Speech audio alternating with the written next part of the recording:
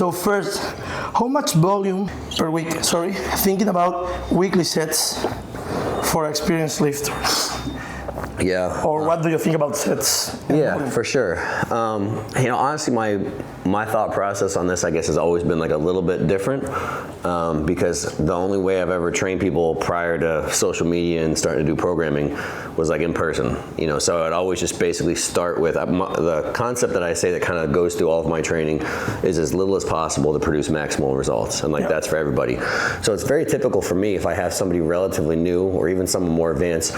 If I'm going to have them and I'm going to train them for a while, the first session I'm always doing very, very little. So if I had, especially if somebody was brand new, I might take them on any given exercise and I might take them to what I would maybe call like one working set.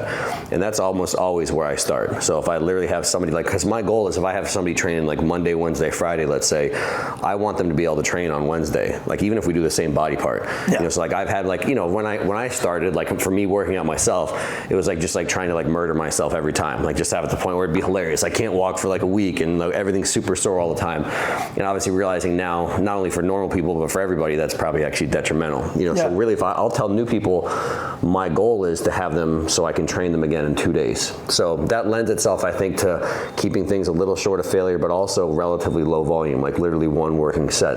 And then from there, I'll just kind of like slowly taper up, but I always prioritize progressive overload over volume, right? So if I have somebody that can so using that example, if I have somebody that's like a normal person, I might typically have them doing like 3 working sets like per body part, like a week to start, would be like the lower level volume. And if they're making progress, I lots of times don't feel the need to push it up too much. But there is definitely a sweet spot. Because like most people, if we look at all gyms all across the world, like most people aren't making progress. Like that's the problem. So if I have someone that's making progress on what I consider a very low end of volume, I'm very rarely thinking, could they progress even faster with more? You know what I mean? Most people would just be better, hey, if you're making progress, don't change anything.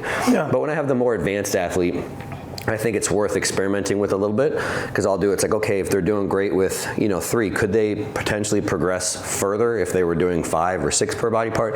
It's possible with someone that's really on top of their stuff. So if I had to really give a range, I'd say for like beginners, it's always very low end, kind of like I said, but more intermediate to advanced, probably somewhere in the realm of this is fairly broad, but probably like maybe between 4 and 10 working sets. 10. Yeah, I would say would be the range. I'd say tends to work for most people.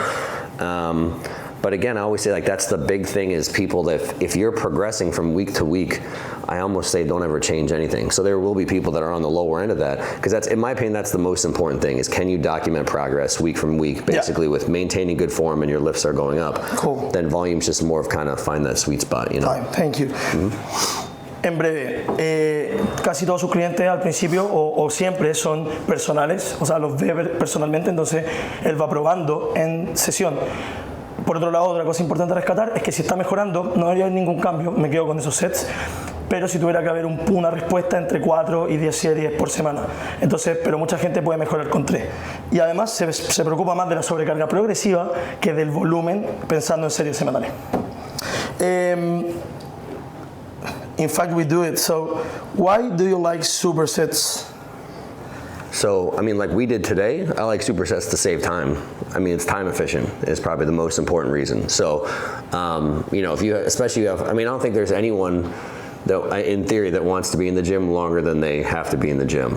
So most of the time I'll superset with like normal people, just antagonist body parts. Yeah. So chest, back, shoulders, whatever, something like that, hamstrings, legs, whatever, or even upper, lower, just to save time. Because as long as you're catching your breath, there's really no detriment to doing those supersets if they're antagonist body parts. So that's the number one reason, because I'll have programs all the time though. If I write programs for people, now at the end of the day, if time's not a big issue or your gym doesn't allow, there's no benefit from it either.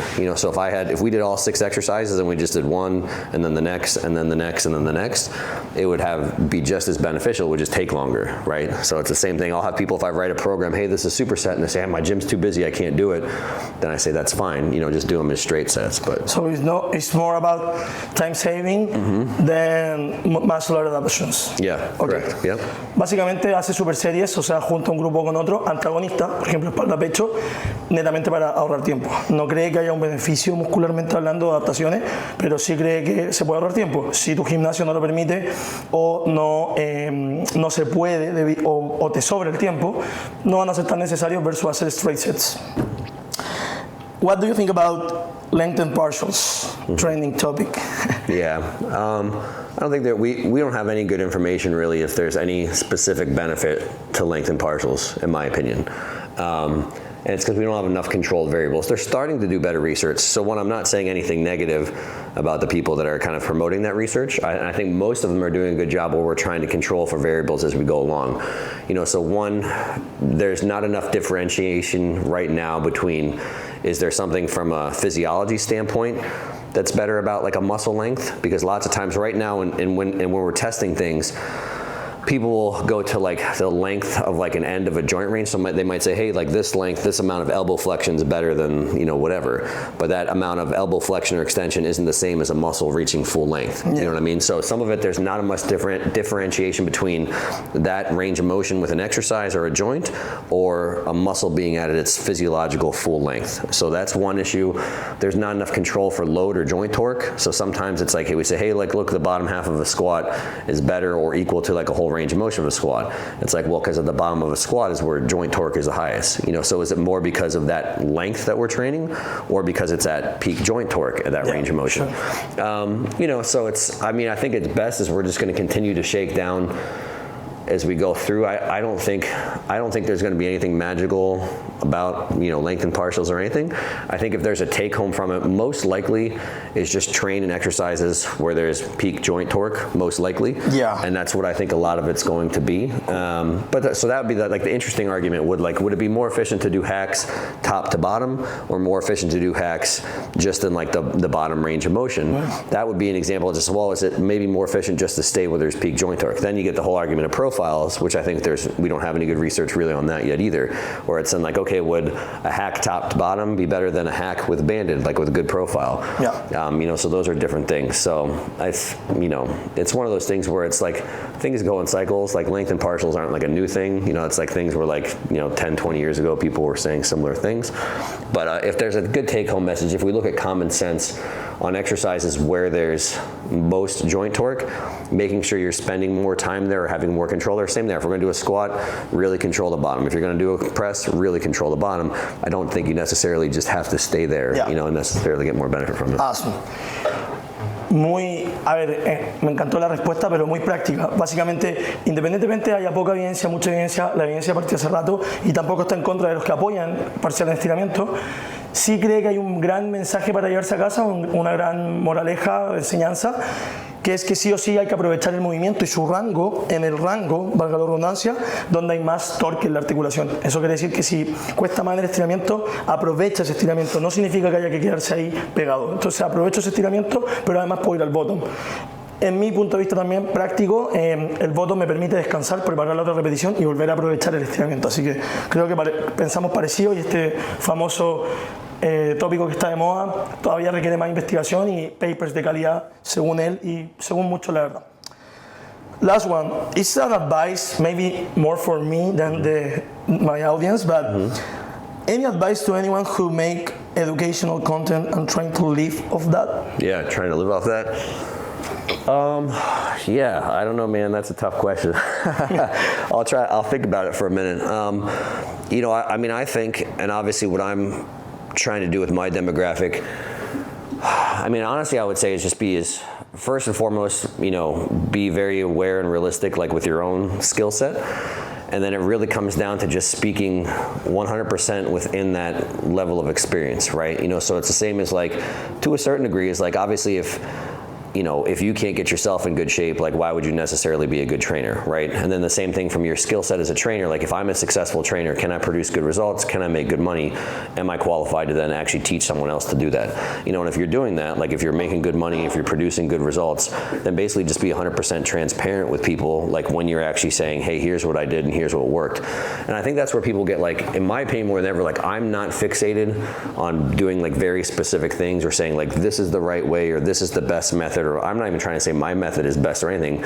I really do lean mostly in on here's what I've actually seen, because I know like everyone wants to be an expert now. It's like, and some people I think are concerned with like who's the smartest and who's the best, and I don't ever think about that. I think about like here's what I've seen, because if you're honestly just saying from personal experience, no one can ever come after you and be like, oh, he's wrong, or he's. I'm like, I'm not saying right or wrong. I'm saying I've done this with people and here's what I've seen. And I think that's where you can use things like people really lean in heavy now into research and what's the data say. And I think that's a great place to start. You know, like you're not going to find somebody that's doing something crazy, right? Where it's like, oh, I'm doing this thing that's completely opposite of the rest of the industry and producing better results. You know, so I think it's just about really having good communication and articulation with what you do, and being transparent and being honest. Because again, I think that's, and especially now, because it's a lot of people are, I mean, there's a lot of people out there faking, right? I mean, there's a lot of people that don't actually have training experience trying to teach other trainers, and I think at the end of the day, that's not gonna like follow through as well.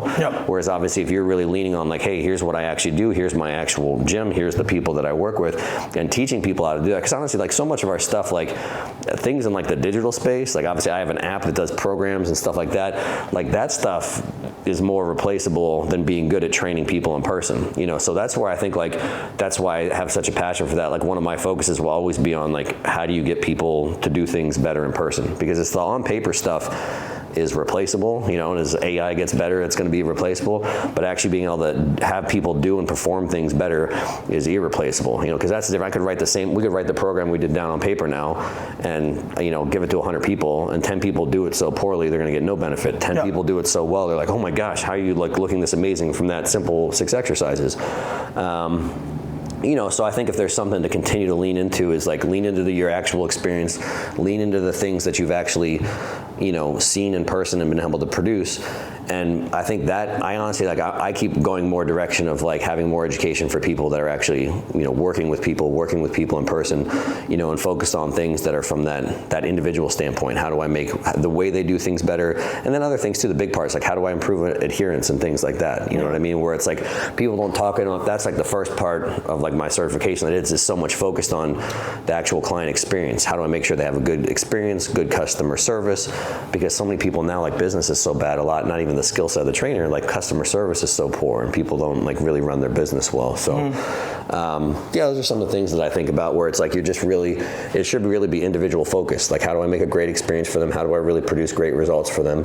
And then when you're teaching people, it's focused around that. It's focused around the individual, and not, for me, not getting hyper fixated on like, you know, like the variables, like what's the best reps in reserve, what's the best program, what's the best volume, like all that stuff. Again, it's important to have a good guidelines, but I don't think it has to be something that's like super exacting, you know what I mean? Cool.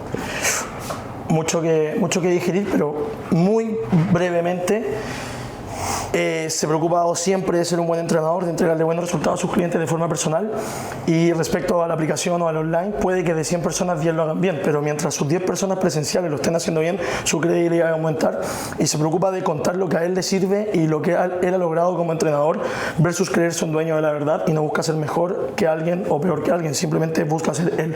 Me atrevería a decir que igual que las redes sociales, ser transparente, confiable, te va a hacer ganar un prestigio que va a hacer que te vaya mejor en esta industria. Así que eso es la moraleja que nos deja. So yo really thank you, appreciate your time. So we really enjoy it again. Enjoy the gift. Thank you. Hope you can use it. I will.